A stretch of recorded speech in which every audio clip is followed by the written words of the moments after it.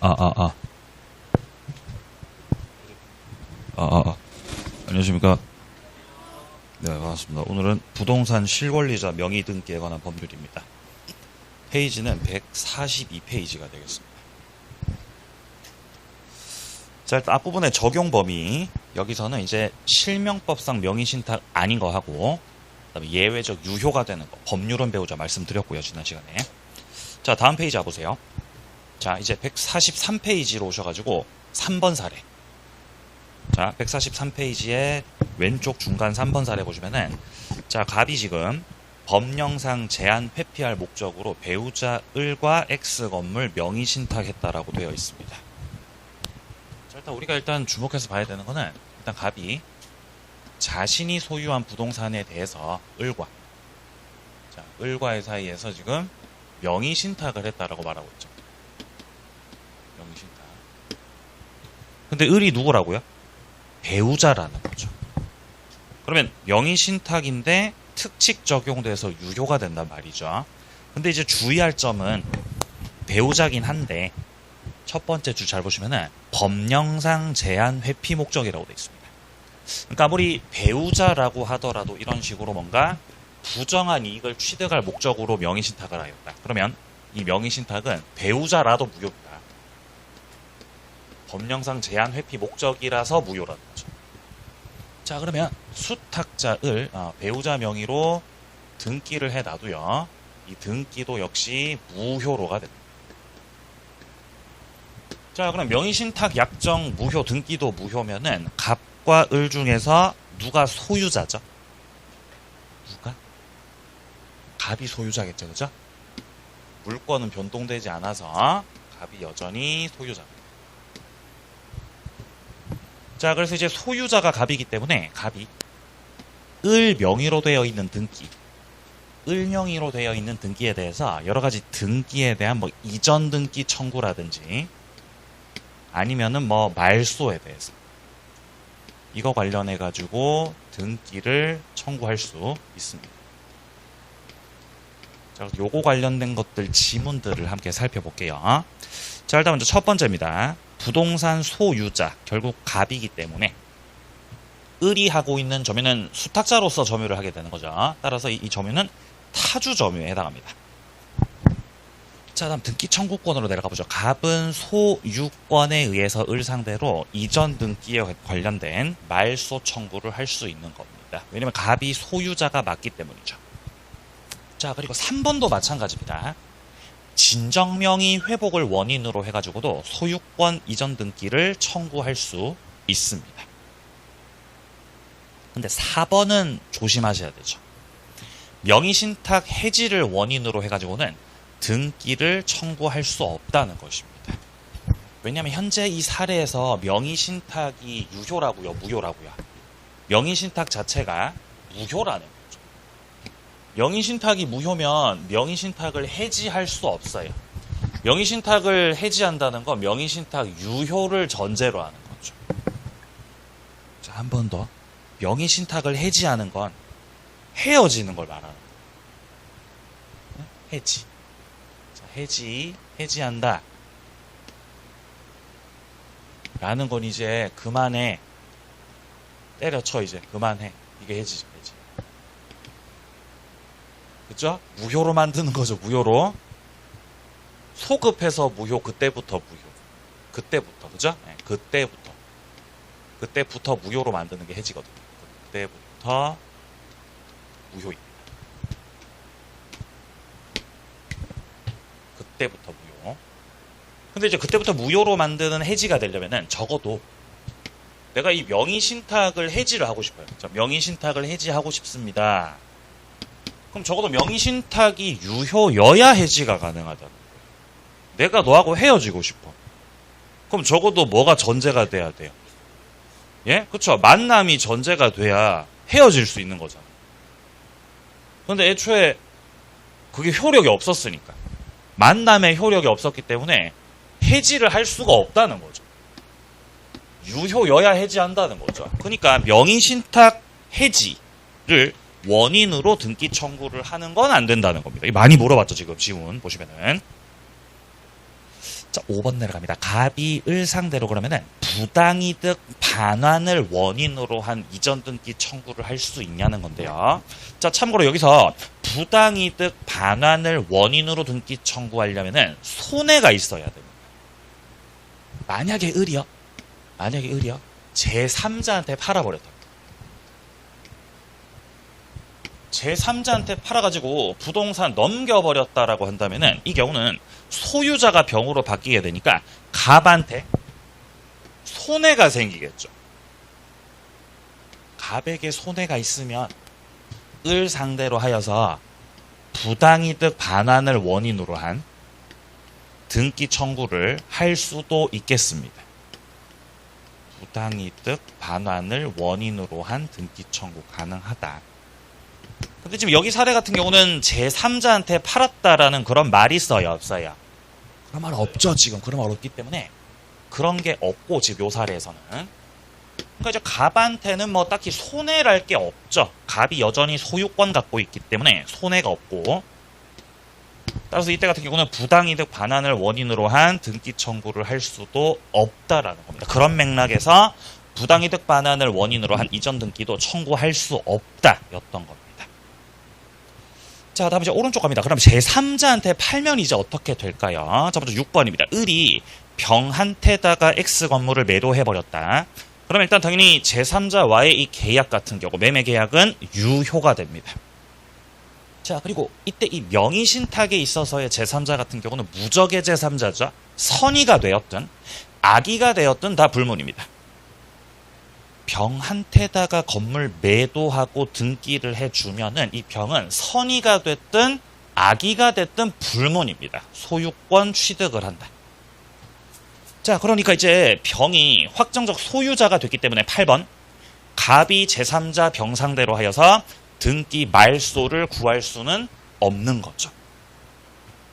자, 9번처럼 꼭 매매가 아니더라도 증여를 통해서 제3자 병한테 넘겼죠. 자, 이 경우도 이 병 같은 경우 소유권 취득을 할 수 있습니다. 자, 10번 내려갑니다. 제3자는 선이든 악이든 다 보호를 받기 때문에 명의신탁 약정의 무효는 선의 제3자한테만 대항할 수 없는 게 아니라 악의의 제3자한테도 대항할 수가 없죠. 선이든 악이든 다 제3자가 보호받게 됩니다. 자, 11번입니다. 을이 병한테다가 건물 팔고 등기를 해주죠. 그러면 결국 이 자체가 갑의 부동산을 을이 빼돌린 겁니다. 그러니까 을은 여기에 대해서 불법 책임을 져야 된다는 거죠. 그러니까 갑이 을 상대로 내 손해와 관련해가지고 불법 원인으로 그 배상 청구를 할 수 있겠습니다. 12번입니다. 을이 병한테다가 X 건물을 적법 양도했다가 다시 소유권 취득했다는 겁니다. 자, 일단 을이요, 이 제3자 병한테다가 부동산 팔아 넘기면 제3자 같은 경우는 선의가 됐든 악의가 됐든 불문이잖아요. 제3자는 보호받고 소유권 취득을 하게 됩니다. 제3자 한번 팔아볼까요? 자, 을이 자, 제3자 병한테 팔아 넘겨요. 그럼 이 제3자가 선의가 되었든 악의가 되었든 등기를 받게 되면 이 제3자는 유효하게 소유권 취득을 하게 됩니다. 자, 근데 제3자가 이렇게 소유권 취득을 하고 나서 병이 이거를 다시 또 을한테 팔아 넘겼다. 이러면 어떻게 되냐는 건데 유효라. 이게 뭐 하는 거냐? 세탁하는 거죠. 세탁이 돼버린 거죠. 병한테 팔아치운 다음에 다시 넘겨받은 거죠. 그러면 유효한 걸 넘겨받은 것이기 때문에 이때 을은 유효하게 소유자가 될 수 있고, 그렇다면 갑이 여기에 대해서 을 상대로 해가지고 등기에 관한 그 말소를 청구할 수 있겠는가? 된다고 안 된다고? 안 되죠. 을이 확정적 소유자가 됐습니다. 자, 이제 밑으로 좀 내려가서 종중 나오는데요. 별로 볼 게 없고, 자, 다음 페이지 갑니다. 자, 다음 페이지 갈게요. 자, 페이지를 좀 넘기셔가지고요. 자, 144페이지.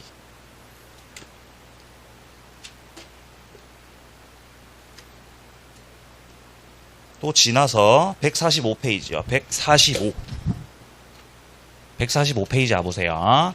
자, 왼쪽 밑에 6번 사례를 좀 보겠습니다. 6번 사례. 갑은 조셉 포탈 목적으로 친구 을과 명의신탁 약정 맺었고, 자, 을은 여기에 따라 갑으로부터 이 매수 자금을 받아서 병소유 X 토지를 자기 명의로 매수했고 등기를 이전받았습니다. 자, 그럼 일단 갑이 첫째 줄에서 을하고 명의신탁 약정을 맺었다라는 걸 알 수 있고요. 그리고 을이 갑으로부터 매수 자금을 받아가지고 병거 부동산 취득을 했다라고 되어 있습니다. 자, 이런 형태의 명의신탁을 뭐라고 하냐? 이런 형태의 명의신탁을 계약 명의신탁이라고 합니다. 병으로부터 부동산을 매수하고자 하는데 여기서 이제 갑이 을한테다가 매수 자금을 제공하는 거죠. 매수 자금을. 수탁자 을이 신탁자 갑으로부터 자금을 제공받고 그 자금을 제공받아서 병이 갖고 있는 부동산을 을이 요렇게 계약을 해서 사오는 거죠. 자기가 가서 계약을 하고 자기가 등기를 받는 요런 형태의 명의신탁입니다. 그럼 어쨌든 이제 갑하고 을 사이에서는 명의신탁 약정이 있었던 거죠. 명의신탁 약정이 있었던 거고, 어쨌든 간에 등기를 넘겨받는 사람이 명의 수탁자인 거죠. 자금 제공한 갑이 신탁자입니다. 자, 일단 먼저 첫 번째입니다. 일단 어쨌든 1번에 갑과 을 사이에 이루어졌던 그 명의신탁 약정 자체는 당연히 무효입니다. 명의신탁 약정이라는 거는 일단 뭐 배우자, 뭐 종중, 종교단체 이런 게 아닌 이상은 다 무효죠.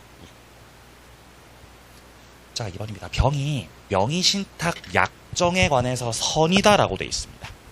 이 계약 명의신탁에서 매도인이 선의로 나온다면, 매도인이 이런 사정을 몰랐다는 걸로 출제가 된다면은 병과 을 사이에 매매 계약은 유효한 것으로 되고, 그러면 수탁자 을 명의 등기도 유효한 것으로 취급됩니다. 이렇게가 되면은 부동산이 이제 을 걸로 확정이 되는 거죠. 확정. 자, 그런데 만약에 이 제3자, 자, 이 매도인 측에서 이걸 알고 있었다. 그러면 매매 계약은 무효고요. 을에게 격려된 등기의 효력도 무효로가 됩니다. 그럼 을은 소유자가 아니죠. 그죠? 이 경우는 누가 소유자인 거죠? 여전히? 병이 소유자인 거죠. 자, 근데 매도인이 알았냐 몰랐냐에 따라 을에게 격려된 등기의 효력이 달라지는 것이고, 명의신탁은 유효라고 무효라고. 명의신탁 약정은 무효라는 거죠. 병의 선악에 따라 이 등기 효력이 달라질 뿐 명의신탁은 어쨌든 간 다 무효라는 겁니다. 그래서 이게 여전히 무효라는 거죠. 무효. 잠깐만요. 병이 갑, 을 간의 명의신탁 약정이 있다는 사실을 모르고 있었다. 이때 자, 등기가 무효로 되지 않는다. 그러니까 매도인이 몰랐다는 거죠. 매도인이 몰랐으니까 등기가 유효라고 무효라고? 등기가 유효라는 거죠. 유효. 그죠? 등기가 유효라는 말입니다. 지금 무효로 되지 않는다. 그죠? 등기가 유효다 이 말이죠. 명의신탁은 무효지만요. 예, 말씀하십시오. 네. 예, 당연히 맞습니다. 예, 갑과 을의 명의신탁 말하는 겁니다. 자, 오른쪽 갑니다. 4번. 갑과 을의 명의신탁 약정 있었다는 사실을 병이 몰랐고요. 그렇다면 을은 이 부동산 X토지 소유권 승계 취득을 받게 됩니다. 자, 5번입니다. 을이 X토지 소유권 취득을 했을 때 이때 갑이 을 상대로 뭔가 부당이득 반환 청구를 할 때, 자, 그러니까 지금 이 배도인이 몰랐다라고 한다면은 결국 을 쪽에서 유효하게 부동산 취득을 해버리거든요. 이렇게. 자, 그러면 수탁자 을이 이렇게 유효하게 소유권 취득을 했을 때, 그러면 갑 같은 경우는 을 상대로 하여서 을 상대로 하여서 부당이득 반환 청구를 할 수 있는 거거든요. 돌려달라. 이때 갑 쪽에서 돌려달라고 반환 청구를 할 때 부동산을 달라고 하는 거 된다 안 된다? 그건 안 되고, 부동산은 이미 을 쪽에서 확정적 취득을 해버렸죠. 그러니까 부동산 달라고는 못하고 제공했던 매수 자금에 대해서 부당이득 반환 청구를 할 수 있는 거죠. 자, 그래가지고 지금 5번 같은 경우는 X 토지에 대해서 등기 청구를 할 수는 없고, 비교해가지고 6번입니다. 갑은 을에게 제공했던 토지 매수 자금 상당액을 이제 부당이득으로서 반환 청구할 수 있습니다. 145페이지입니다. 145. 네. 자, 그럼 내려가서 7번입니다. 그러면 매수 자금을 돌려달라고 할 수 있는데 이거를 가지고서 그러면 유치권 행사를 할 수 있겠냐? 유치권 안 되죠. 결련성 부정됩니다. 유치권 못하고요. 자, 8번입니다. X 토지 소유권을 유효하게 취득한 을이 명의신탁 말고 적법한 원인에 따라 갑 앞으로 등기 마쳤죠. 자, 이미 매도인 병이 선이었기 때문에 을은 유효하게 소유권을 가졌잖아요. 근데 이 상태에서 이거를 또 그대로 갑한테 넘겼다는 거죠, 지금. 그러면 등기 이거 유효라고요, 무효라고요? 유효라는 거죠. 왜 유효죠? 그냥 지꺼 넘긴 거죠. 그죠? 이미 을이 확정적 소유자가 되어 있는 상태에서 그거 그대로 적법하게 갑한테 넘긴 거기 때문에 이 경우 갑은 유효하게 소유권 취득을 할 수 있습니다. 자, 내려가서 9번입니다. 그렇다면 매도인 병이 과연 명의신탁 약정이 있었다라는 그 사실을 알았는지 몰랐는지 이 병의 선의학이 판단하는 시점이 언제냐?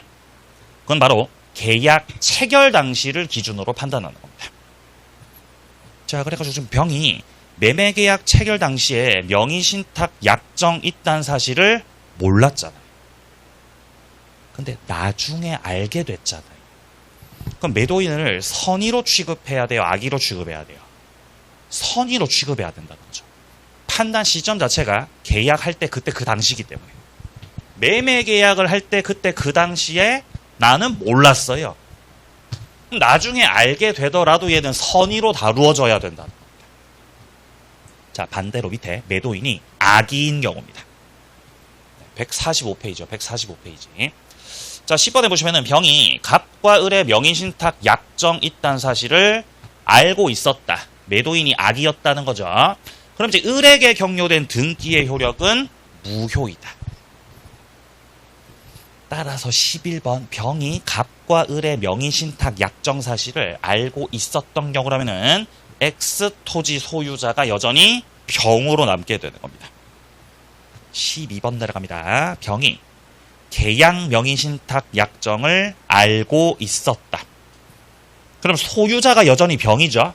그럼 을 상대로 하여서 등기 말소를 청구할 수 있는 거죠. 자, 여기까지 계약 명의신탁 지문들을 좀 살펴보았습니다. 자, 페이지 넘깁니다. 자, 넘기시면은 이제 제3자가 나옵니다. 자, 제3자 관련해가지고는요, 만일 을이 정에게 토지를 양도했다라는 겁니다. 이때 정이 명의신탁 약정에 대해서 알고 있었다라고 하더라도 상관없죠. 정은 토지 소유권을 취득을 하게 됩니다. 무적의 제3자가 되겠습니다. 자, 명의신탁은 여기까지 마무리를 짓고요. 이제 다시 앞으로 돌아가겠습니다. 맨 앞으로 돌아갑니다. 3페이지로. 3페이지요. 3페이지요. 자, 권리 변동. 권리 변동하겠습니다. 여기서 이제 권리 변동이라고 하는 거는 권리의 발생과 변경과 소멸 세 가지를 묶어서 권리 변동이라고 합니다. 여기서 밑에 권리 발생해가지고 일단 먼저 원시 취득이 나오고요. 그 다음에 밑에 이전적 승계와 설정적 승계라는 게 나오죠. 우리가 뭔가 권리를 취득할 때는 최초로 취득하는, 최초로 없었던 걸 취득하는 원시 취득이 있어요. 원시 취득. 이전에는 없었는데 새롭게 취득한 겁니다. 아니면 이미 존재했던 거를 넘겨받아 취득하는 걸 승계 취득이라고. 이렇게 해가지고 취득의 종류가 크게 두 가지라고. 취득. 혹은 발생이라고도 해요. 권리의 발생. 크게 두 가지라는 거죠. 원시 취득, 승계 취득. 여기서 일단 먼저 원시 취득을 살펴보게 되면은 가장 대표적인 게 건물 신축입니다. 건물을 새롭게 신축을 하게 되면은 이전에 없었던 권리가 새롭게 생겨납니다. 자, 그 다음에 이번에 뭐 우주물 선점, 또 뭐 이런 것도 있었죠. 뭐 유실물, 뭐 습득, 내장물 발견 이런 거 있죠. 싹 다 원시 취득으로 효력을 취급합니다. 자, 그 다음에 3번에 점유 취득 시효가 완성돼서 등기해가지고 소유자 될 수 있죠. 20년 점유하는 거. 요것도 효력은 원시 취득입니다. 자, 근데 밑에 이제 이전적 승계하고 설정적 승계가 있는데 이 승계 취득으로 들어갔을 때 또 둘로 쪼개지는 겁니다. 남으로부터 넘겨받아 취득하는 승계 취득은요, 통째로 다 넘겨받는 이전적 승계가 있고요. 권능 중에서 일부만 넘겨받는 설, 정, 적 승계가 있어요. 이렇게 쪼개져 있습니다. 예를 들어서 갑이란 사람이 어떤 토지를 가지고 있어요. 그럼 갑이 토지에 대해서 소유권 갖고 있다면 소유권, 갑이 갖고 있는 소유권이라는 권능은 부동산에 대한 사용, 수익, 처분, 이 세 가지를 다 할 수 있는 게 소유권이거든요. 이 소유권을 갑이 뭐 예를 들어 매매 계약을 해가지고 을한테다가 통째로 다 넘겼다. 소유권을 통째로 싹 다 넘겼다. 이러면 이게 이전이라고 하는 거예요. 이전. 그럼 을한테 사용, 수익, 처분의 권능을 싹 다 넘기고 을은 이 부동산에 대해서 소유권을 가지게 됩니다. 자, 이렇게 권능 전부를 다 넘기는 걸 이전적 승계라고 하는 거죠. 이전적 승계. 이전된 겁니다. 자, 근데 설정적 승계라는 거는 뭐냐? 예를 들어 갑이 가지고 있는 토지에 대해서 여기에 전세권 설정을 한다. 여기에 전세권자가 들어왔다는 거예요. 그러면 전세권자 같은 경우는 사용수익 처분의 권능 중에서 사용수익의 권능이 있죠. 이것만을 넘겨받는 거죠. 그러니까 권능을 다 가지고 와요. 권능 중 일부를 갖고 와요. 일부를 갖고 오죠. 이런 걸 설정이라고 그러는 거예요. 설정. 그래서 전세권 설정 계약 뭐 이렇게 얘기를 하는 거죠. 만약에요, 이 병이 저당권자라면, 저당권자로 들어오게 된다면은 이 경우는 사용수익 처분의 권능 중에서 처분의 권능만을 넘겨받는 겁니다. 이것도 설정이죠. 그래서 그런 차이가 있는 거예요. 이전과 설정의 차이. 근데 이전적 승계에서 또 다시 또 쪼개져요. 자, 이전 받을 때 한 개의 원인으로, 하나의 원인으로 권리 하나가 넘어가면 이거를 특정 승계. 공간이 협소하네. 자, 특정 승계. 자, 근데 만약에 한 개의 원인으로 권리 여러 개가 넘어가면은 이런 거를 포괄 승계라. 한번 살펴보죠, 지문을. 자, 지금 일단 이전적 승계 부분에 보시면요. 자, 4번은 매매가 되어 있죠. 이 매매 같은 경우는 매매라는 한 개의 원인에 따라 권리 한 개가 넘어가거든요. 그래서 이런 걸 우리가 특정 승계라고 합니다. 그리고 5번에 상속을 통해서, 그럼 이제 피상속인이 갖고 있던 권리가 상속인한테 싹 다 넘어가죠. 이런 걸 포괄 승계라고 하는 거예요. 그래서 4번의 특정 승계와 그 다음에 5번의 포괄 승계 두 가지를 묶어서 이전적 승계다라고 얘기하는 거고요. 자, 그 다음 밑으로 내려갑니다. 설정적 승계 확인합니다. 6번에 갑이 을 소유 토지를 저당 잡았습니다. 자, 이렇게 저당을 잡게 되면은 이 저당권 설정받는 거는 설정적 승계 취득에 해당하는 겁니다. 자, 다음 이제 오른쪽 가서 02번에 자, 중간에 보시면은 법률행위 종류들 나오고 있습니다. 법률행위를 우리가 분류해 봤을 때 의사표시 수에 따라 단독 행위가 있고 그 다음에 계약이 있습니다. 자, 일단 먼저 지금 단독 행위부터 나오고 있는데 단독 행위는 지금 3페이지 밑에서 열거하고 있는 상대방 있는 단독 행위가 있고 그 다음에 상대방 없는 단독 행위가 있죠. 여기서 제가 상대방 없는 단독 행위를 외우라 그랬습니다. 상대방 없는 거. 유언, 유증. 유언하고 유증. 재단법인 설립. 마지막으로 소유권을 포기하는 거. 이렇게 세 가지 같은 경우는 상대방 있는 거요, 상대방 없는 거요. 상대방 없는. 상대방이 없는 단독행위입니다. 외우세요. 일단 상대방 있는 단독행위들 살펴보죠. 자, 우리가 이제 총칙 파트와 계약법 파트에서 다 보게 되는 것들입니다. 뭐 취소를 한다. 뭐 추인을 한다. 철회. 그 다음에 해제, 동의. 이런 것들 다 상대방이 있는 단독행위들이고요. 자, 그리고 밑에 8번에 보시면은 공유, 지분을 포기하는 거. 9번에 취득, 시효, 이익을 포기하는 거. 걷다가 한 개 추가합니다. 제한물권 포기하는 것까지. 자, 한 번 더. 공유, 지분 포기, 취득, 시효, 이익 포기. 거기다가 추가하세요. 제한 물권 포기하는 거. 이 세 가지 포기는 상대방 있는 단독 행위들이죠. 자, 그러니까 상대방 없는 단독 행위는 무엇을 포기하는 게? 소유권을 포기하는 게 상대방 없는 단독 행위.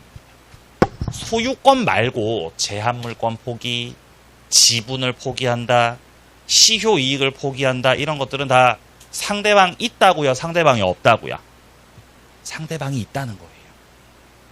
지금 8번에 지분 갖다 포기하면 이 지분 어디로 가죠? 다른 공유자들한테 귀속이 되죠? 상대방이 있다는 거예요. 시효 이익을 포기하게 되면 원 소유자한테 그 이익이 돌아갑니다. 제한 물권을 포기해도 원 소유자한테 그 권리가 돌아가게 돼요. 그러니까 다 상대방이 있는 것들인데 소유권을 통째로 포기하면 소유권 어디로 갑니까? 소유권이 저기 하늘나라라고요. 하늘나라. 네? 하늘나라로 가버립니다. 소유권이 없어져 버려요. 이건 상대방이 없다는 거죠. 소유권 포기는 상대방 없다는 거죠. 자, 그래서 헷갈리면 안 되고요. 자, 근데 마지막으로 상계도 퉁치는 거. 상대방이 있는 단독행위 되겠습니다. 자, 다음 페이지 가보겠습니다. 자, 페이지 넘겨보시면은 이제 상대방이 없는 단독행위들 유, 재, 포 3개 봐두시고요. 자, 그 다음 밑에 뭐 합의로 해제하는 거, 그 다음에 예약 이런 것들은 다 계약으로 처리가 됩니다. 자, 그 다음 밑에 있는 것들은 그냥 뭐 스스로 좀 읽어보시면 되겠고요. 자, 그 다음에 4페이지 오른쪽 밑에 쪽에 자, 03번 법률행위의 목적입니다. 자, 법률행위의 목적이 유효가 되려면은 기본적으로 내용이 확정되어 있거나 확정 가능해야 되고요. 자, 두 번째 실현이 가능해야 되고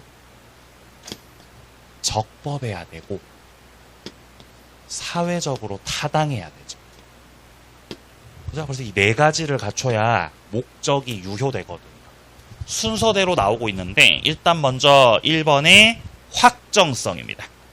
법률행위가 유효로 되려면 그 내용이 확정돼 있어야 된다는 거죠. 아니면 확정 가능해야 됩니다. 자, 근데 이제 이 판례에서 말하고 있는 거는 계약 체결 당시에 목적물과 대금이 아직까지 구체적으로 확정되지는 않았습니다. 근데 그렇다 하더라도 확정할 수 있는 방법과 기준이 정해져 있잖아요. 그러면 계약은 성립할 수 있다는 겁니다. 그러니까 이 확정 같은 경우는 계약 체결 당시에 다 정해져 있어야 된다는 거예요. 정할 수 있으면 된다는 거예요. 정할 수 있으면 된다는 겁니다. 자, 다음 페이지요. 5페이지입니다. 5페이지. 자, 왼쪽 위에 보시면 이제 가능성입니다. 우리 시험에서는 가능의 반대 불능이 출제가 되는데, 자, 일단 먼저 1번, 동그라미 1번은 계약 성립 후 채무 이행 자체가 불가능하게 되었다. 동그라미 2번, 계약이 체결된 후 목적 건물이 전소됐다라고 돼 있죠. 이거 둘 다 후발적 불능이죠. 후발적 불능은 그 효력이 유효예요, 무효예요? 후발적 불능. 유효예요, 유효. 만약에 계약을 체결하기 전부터 계약이 체결되는 시점 있죠. 양 당사자 사이에서 계약이 탁 체결되는 성립되는 그 시점 기준으로 해가지고 체결되기 전부터 이미 불가능이었다. 이런 걸 무슨 불능이라 그래요? 원시적 불능이라고 하죠. 원시적 불능으로 시험에 나오면 원시적 불능은 유효예요, 무효예요? 무효입니다. 원시적 불능은 무효. 자, 근데 원시적 불능 말고 지금 우리 지문에서 나오고 있는 거는 체결하고 나서 문제가 된 거, 후발적 불능이거든요. 후발적 불능으로 시험에서 나온다면은 후발적 불능은 유효입니다. 유효. 말하고 있는 거고요. 이 불능에 관련된 자세한 내용들은 나중에 계약법 파트 들어가면 또 만날 겁니다. 자, 이제 밑으로 3번 적법성입니다. 자, 적법성에서는 법에 적합해야, 즉 법을 어기지 말아야 법률 행위가 유효가 된다라는 내용인데, 자, 그 밑에 효력 규정이라는 게 있고, 그 다음 좀 더 밑에 단속 규정이라는 게 있는데, 둘 다 지켜야 되는 거죠. 둘 다 어기면 안 돼요. 어기면 처벌받아요. 효력 규정도, 단속 규정도 둘 다 어겼다 처벌받습니다. 자, 근데 이 차이가 효력 규정은 위반하면 무효예요. 한 번 더, 효력 규정은 위반 시 무효. 자, 반면에 밑에 단속 규정 같은 경우는 위반하더라도 유효죠. 사법상의 효력은 유효죠, 단속 규정. 그래서 시험에서는 이 단속 규정을 물어보게 됩니다. 특이하기 때문에. 자, 일단 효력 규정들 먼저 살펴보겠습니다. 첫 번째, 토지거래 허가구역입니다. 토지거래 허가구역에서 계약을 했다면은 허가 받아야 유효로 될 수 있는 거죠. 이거 허가 안 받으면 그대로 무효예요. 자, 2번 명의신탁 약정입니다. 명의신탁을 하지 말라 그랬는데 명의신탁을 하였다. 무효입니다. 자, 그 다음에 3번입니다. 공인중개사가 법령에 규정된 중개보수를 초과해서 받으시는 거. 초과해서 중개수수료 보수 받으시면 안 되죠. 초과해서 받은 그 부분은 무효입니다. 4번 이자 제한법상의 최고 이자율 초과해서 받아버리면 그것도 무효가 됩니다. 최고 이자율이 연 20%죠. 그거 넘기면 안 돼요. 자, 그다음 5번입니다. 공익법인이 하는 기본재산 처분할 때, 자, 아무래도 법인이 공익적 성격을 띠고 있는 법인이다 보니까 이 경우는 기본재산 처분할 때 관청으로부터 허가를 얻어야 되거든요. 허가를 얻지 못했다. 그러면 무효가 됩니다. 자, 내려갑니다. 단속규정. 가장 대표적인 단속규정이 지금 6번의 중간생략 등기입니다. 가장 대표적이죠. 자, 그다음 7번에 역시 중간생략 등기 나오고 있죠. 탈세 목적의 중간생략 등기여도 상관없습니다. 원래 중간생략 등기는 탈세하려고 하는 거거든요. 유효입니다. 유효. 처벌은 받겠지만요.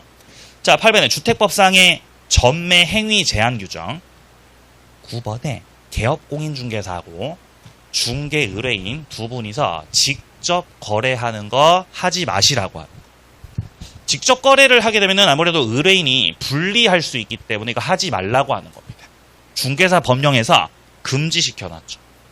하다 걸리면 처벌은 받을지언정 사법상 효력은 유효입니다. 자, 10번 무허가 음식점의 음식 판매, 포장마차 같은 거 말하는 거죠.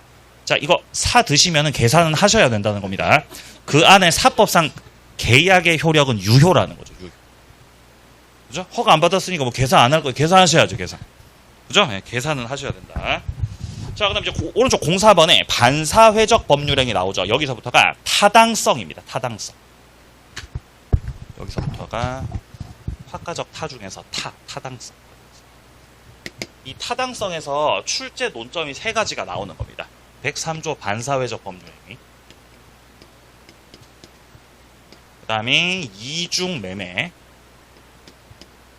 그 다음에 불공정한 법률. 이렇게 세 가지 출제 논점입니다. 그러니까 이가 상당히 덩어리가 큰 부분입니다.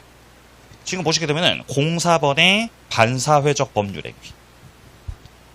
자, 한 장 넘겨서 7페이지와 보시면은 왼쪽 부분 밑에 이중 매매.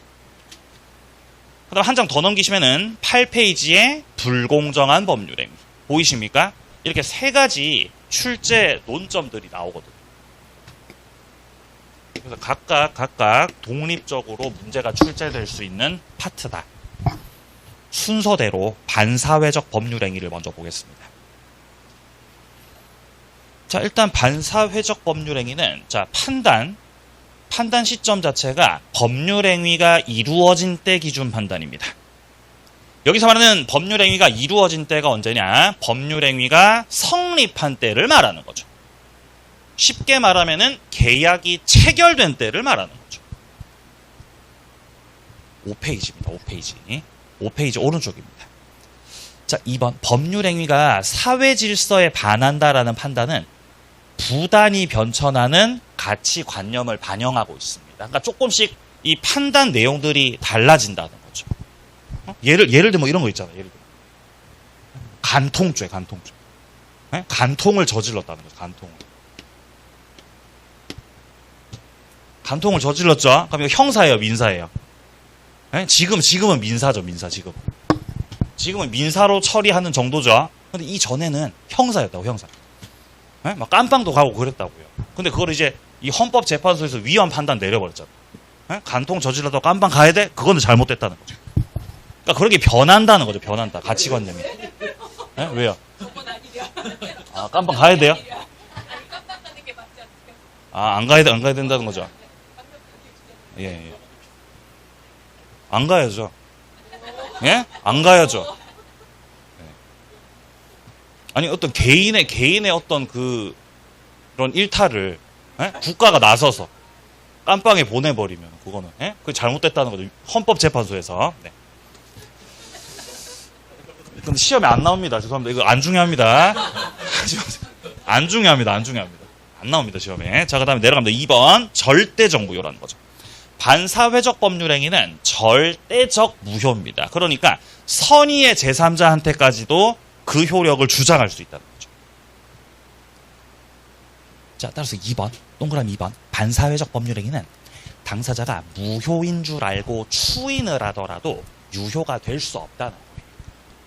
추인해봤자 유효될 수 없다. 자, 그 다음에 3번 불법 원인급여입니다. 불법을 원인으로 물건을 급여했다면 이거 돌려달라고 할 수 없다는 겁니다. 그래서 이번에 첫 계약의 대가로 지금 아파트 소유권 넘겨줬잖아요. 그럼 그거 돌려달라고 못한다는 거예요. 누구한테 아파트 넘겼다고요? 첩한테다가 첩. 그러니까 처음에 일단 약속을 했겠죠. 약속을. 갑이란 사람이 첩한테다가 첩. 첩에게 자기 부동산을 준다고 증여를 하기로 그렇게 약속했다는 거죠. 그럼 그 자체가 반사회적이에요. 절대적 무효입니다. 그러니까 증여 약속한 대로 해야 돼요? 증여 안 해도 돼요? 안 해도 된다는 거죠. 안 해도. 그죠? 안 해도 된다는 거죠. 이제 예를 들어서 이제 갑은 야, 내가 저기 아파트를 너한테 줄게. 아파트 줄 테니까 10년 동안 나랑 살자. 10년 동안. 네? 10년 동안 같이 살기. 그죠? 그러면 아파트 줘야 돼? 안 줘도 돼? 안 줘도 되죠. 10년간 같이 살아야 돼? 안 살아도 돼? 안 살아도 된다는 거예요. 근데 문제는 만약에 이분이 10년 동안 같이 살았어. 갑한테 잘해준 거예요, 10년 동안. 그럼 갑은 약속한 대로 아파트 줘야 돼? 안 줘도 돼? 안 줘도 된다는 거예요. 그럼 첩이 10년간의 나의 그 대가를 달라고. 그거 돌려달라고 부당이득 반환 청구. 할 수 있다, 할 수 없다. 할 수 없습니다. 돌려달라고 못해요. 그러니까 아파트를 받으시려면 선불로 받으셔야죠. 아파트를 먼저 받게 되면 아파트를 먼저 받아. 먼저 이렇게. 아파트 먼저 받고 그 다음에 10년간 살아주기로 약속을 했다면, 그죠? 그럼 아파트 받으셨으니까 같이 살아야 돼? 안 살아도 돼요? 안 살아도 된다는 거지. 그럼 갑이 저기서 이 첩한테다가 아파트 돌려달라고 부당이득 반환 청구를 할 수 있다고요? 할 수 없다고요? 이게 안 된다는 거죠. 안 된다. 돌려달라고 못해요. 그죠? 불법 원인 급여 돌려달라고 못한다는 거죠. 못한다. 네. 자, 다음 페이지 가서 이제 판례 분류된 것들 보겠습니다. 자, 일단 반사회적 법률행위는 지금 판례들이 여러 가지가 나와 있는데 반사회적 법률행위에 해당하는 경우들이 있고, 그 다음 오른쪽에 반사회적 법률행위에 해당하지 않는 경우들이 있습니다. 자, 일단 먼저 왼쪽에 반사회적 법률행위에 해당하는 경우들. 자, 해당하는 경우들 같은 경우는 일단 당연히 반사회적 법률행위가 맞으니까 그 효력은 절대적 무효겠습니다. 자, 일단 첫 번째로 먼저 나와 있는 거는 적극 가담이에요. 2번, 3번, 4번, 5번까지 싹 다 적극 가담입니다. 파트를 막론하고 적극 가담이라는 표현이 등장했다. 그럼 무조건 반사회 무효예요. 자, 근데 4번이 조금 표현이 애매합니다. 4번. 동그라미 4번에 보시면은 둘째 줄에 상속인을 적극적으로 기망했다라고 나오죠. 자, 이건 단어는 기망이라고 돼 있는데 이거는 이제 적극 가담의 뜻으로 쓴 거예요. 판결문에서. 그래서 1번부터 5번까지는 싹 다 적극 가담되었던 사건들. 자, 그 다음에 6번부터 9번까지는 이제 부정한 대가성이 결부된 겁니다. 뒷돈 챙겨주는 것들이에요. 자, 6번 같은 경우는 이제 공무원한테다가 청탁을 하고 금전을 지급하기로 했다. 자, 7번입니다. 소송에서 증언을 해주기로 했는데 문제는 통상적으로 용인되는 수준을 넘는 대가를 받기로 하였다. 자, 8번입니다. 수사기관에서 잘 알지도 못하는 내용에 대해서 허위 진술하기로 한 거. 그리고서 대가를 받기로 한 거. 자, 9번입니다. 역시 허위 진술 대가로 금원을 받기로 했다. 다 부정한 대가성 결부된 것들. 반사회적입니다. 자, 10번입니다. 상대방한테다가 표시되거나 알려진 법률행위 동기가 반사회적이다라고 되어 있습니다.